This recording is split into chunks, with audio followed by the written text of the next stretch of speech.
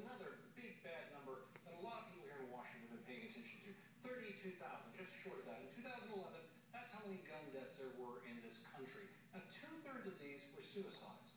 If we factor those out, if we go down to about 11,000 homicides, or cases of somebody shooting someone else, the picture does not necessarily get a lot clearer when you try to go through this and figure out how gun legislation might make a difference. And in part, that's because of what the president has targeted with this along with the Democrats. For example, we've heard a lot of talk about this idea of going after a ban on some kind of so-called assault weapons. Many voters would say this is a no-brainer. They've heard about Colorado. They've heard about Connecticut. They've seen guns like this associated with very big bad headlines, and they say, why not just get rid of them? Well, here's the issue there.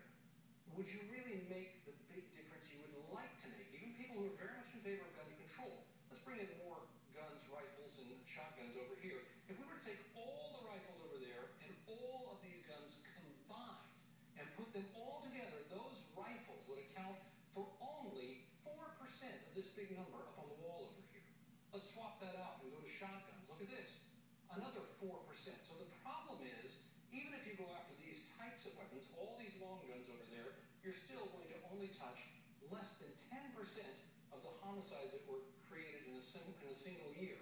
So, what do you have to do? If you really want to go after the number of gun deaths and you think that gun legislation is the way to do that, you almost certainly have to talk about these handguns. Because the truth is, this is the weapon of choice when somebody wants to kill somebody else in this country. 72% of all of the gun killings in this country happen with handguns. So the bottom line is, when the president talks about public support, and there is a lot of public support, the question is, what policy is that support really aimed at, and is that the policy that could actually make a difference? Well, good point, Tom. Foreman, thanks very much. We're going to have more from our instant poll of tonight's speech.